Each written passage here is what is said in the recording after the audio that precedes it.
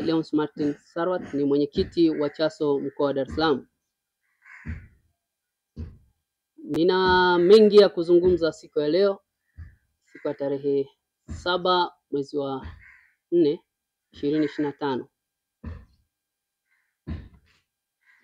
Mengi hayo ni kama yafuatavyo. Kama mtakumbuka, ilikuwa ni msiba wa babake Maria Sarungi. Vijana wa UVCCM wakijitokeza hadharani na kumdhihaki kwa kauli yake kusema kwamba sitoweza kuhudhuria kwenye mazishi ya baba yangu kwa suala zima la ulinzi, usalama. Leo hii wale vijana, ilikuwa ni juzi, kijana mojawapo pale aliyekuwa anazungumza, Bwana Geoffrey Kiliba, kutokana na kauli yake na kusifia sana mama anaupiga mwingi na mambo mengine ya kusifia upande wa CCM. Leo hii ameteuliwa kwa mujibu wa utaratibu wa CCM.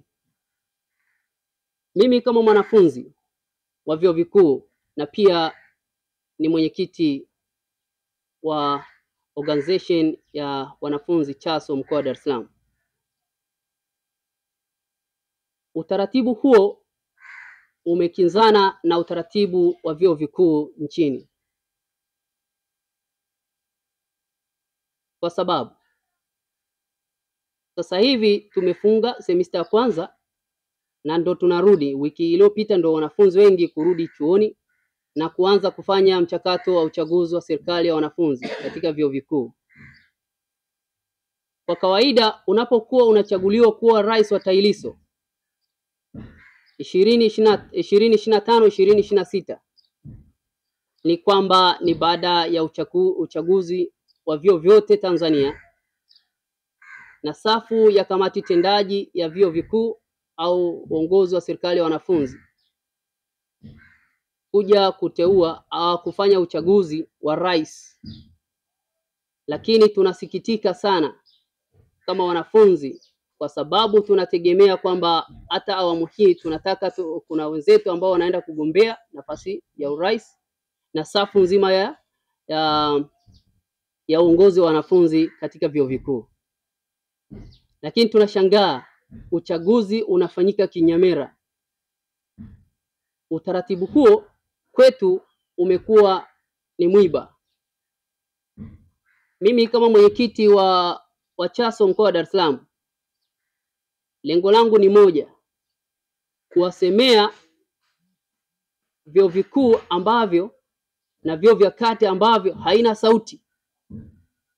Na tukiona mara kibao TAHLISO ikiwa ni kama mwavuli wa CCM katika vyanzo vikuu vya chuo kikuu, chuo cha kati, chuo cha chini, wao wakiyapamba maneno ya CCM.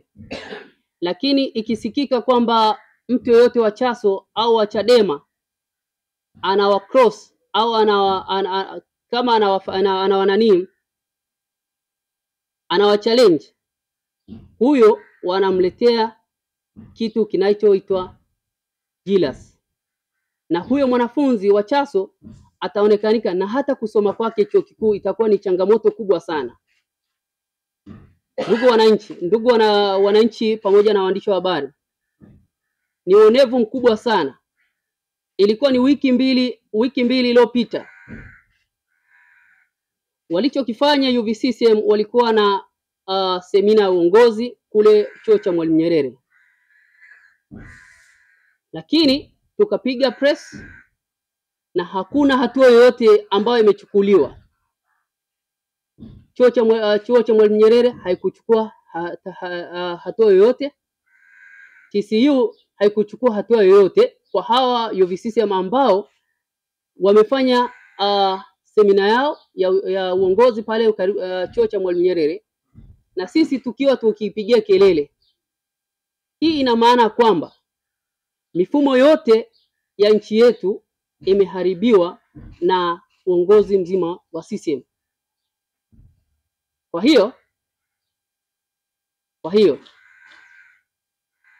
kwa sababu tunakuwa na wanasheria wa chama, ili swala la rais wa Lissu tutaichukulia hatua kali ya kisheria, kwa sababu kama sasa hivi tunaelekea kwenye mchakato wa uchaguzi wa serikali ya wanafunzi, ina maana kwamba wao wamefanya uchaguzi wa rais kabla ya wale wa 2025 2026 kuteuliwa au kuchaguliwa na wanafunzi wa vyuo vikuu.